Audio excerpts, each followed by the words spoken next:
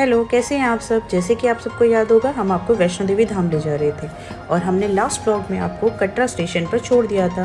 तो चलिए अब आगे का सफ़र शुरू करते हैं। और चलते चलते हम लोग पहुंच गए हैं अपने होटल, जो कि है रॉयल स्टे कटरा, जो कि बहुत ही फैंटास्टिक होटल है और ये बहुत ही रीज़नेबल प्राइस में है और सुपर कंफर्ट है। यहाँ का स्टाफ भी बहुत अच्छा है और यहाँ के ओनर बहुत ही ज़्यादा कोऑपरेटिव है। तो हम अपने होटल रूम पे जाने के लिए तैयार हो गए हैं। चलिए होटल रूम की तरफ बढ़ते हैं।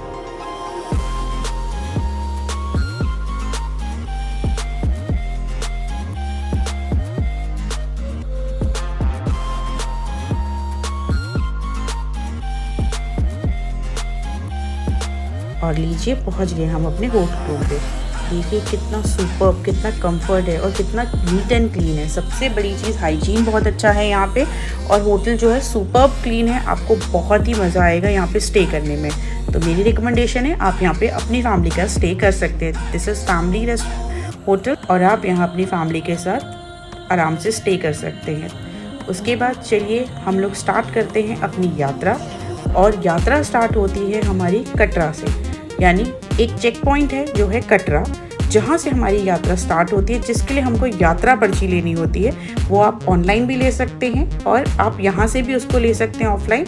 बट मैं सजेस्ट करूँगी आप ऑनलाइन लीजिए, क्योंकि यहाँ पे बहुत भीड़ है। जैसे कि आप देख ही रहे हैं कि कितनी भीड़ है और कितना मज़ा आ रहा है इतने सारे लोगों के साथ। बिल्कुल जोश के साथ, भक्ति भाव के साथ हम जय माता दी करते हुए आगे बढ़ते चले जा रहे हैं।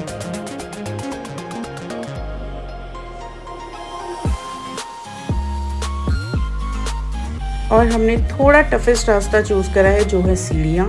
यहाँ पर इतनी सीढ़ियाँ हैं कि हम चलते चलते थक गए और वापस से हम लोगों ने वही रास्ता लेना स्टार्ट कर दिया जो बाकी लोग ले रहे थे, क्योंकि पैरों की बैंड बज चुकी थी। लेकिन मज़ा इतना आ रहा था क्योंकि चारों तरफ जोश था लोगों के अंदर, जय माता दी के नारे लग रहे थे और बहुत ही मज़ा आ रहा था। It's very very exciting.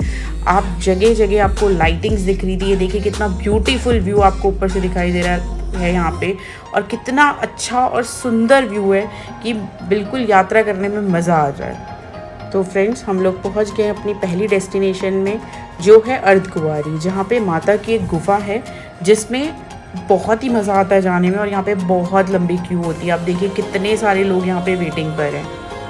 इस जगह को गर्भ गुफा भी बोला जाता है, क्योंकि यहाँ माता ने 9 महीने तपस्या करी। यहाँ पे कोई फोटोग्राफी अलाउड नहीं है, इसीलिए हम आपको गुफा के दर्शन नहीं करवा पाएंगे। अर्धकुंवारी के दर्शन करने में हमें बहुत वक्त लगा, क्योंकि बहुत लंबी लाइन थी, जैसे कि हमने आपको बताया। उसके बाद हम निकले अपनी नेक्स्ट डेस्टिनेशन में। हमको बहुत तेज़ भूख लगी हुई थी, तो हम पहुँचे एक छोटी सी शॉप में, क्योंकि पूरे रास्ते में कोई शॉप नहीं थी। सिर्फ हमें ये 2 शॉप्स दिखाई दी, जहाँ का खाना बहुत बेकार था।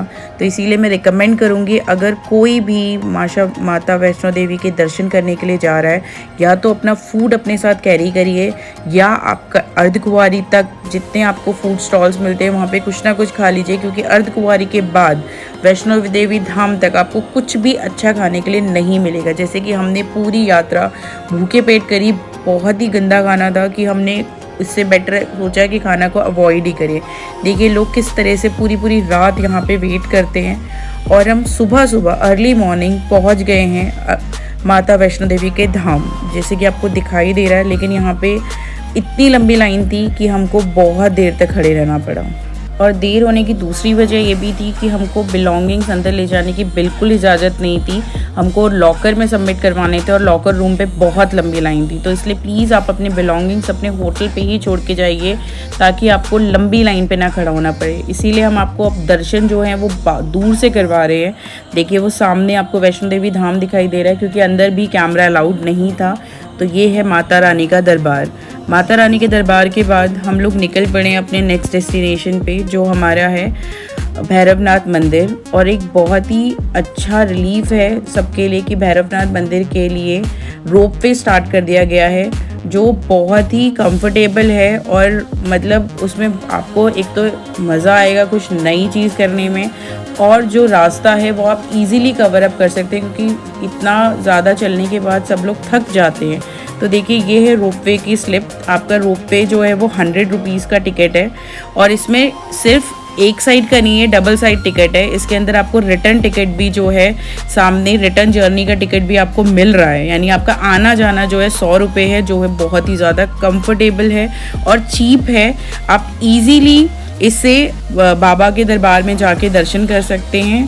तो चलिए, हम भी लाइन पे लग चुके हैं और अब हमारी भी रोपवे की ट्रॉली आ गई है और हम जल्दी से इस ट्रॉली में चढ़ेंगे और भीड़ का सामना करते हुए बाबा के दरबार में दर्शन करेंगे और साथ साथ आपको सुंदर सुंदर व्यूज़ जो ऊपर से आपको दिखाई देंगे। इतना प्यारा लगता है ना कि मैं आपको बता नहीं सकती, आप कैमरे से तो इसको जस्टिफाई कर ही नहीं सकते।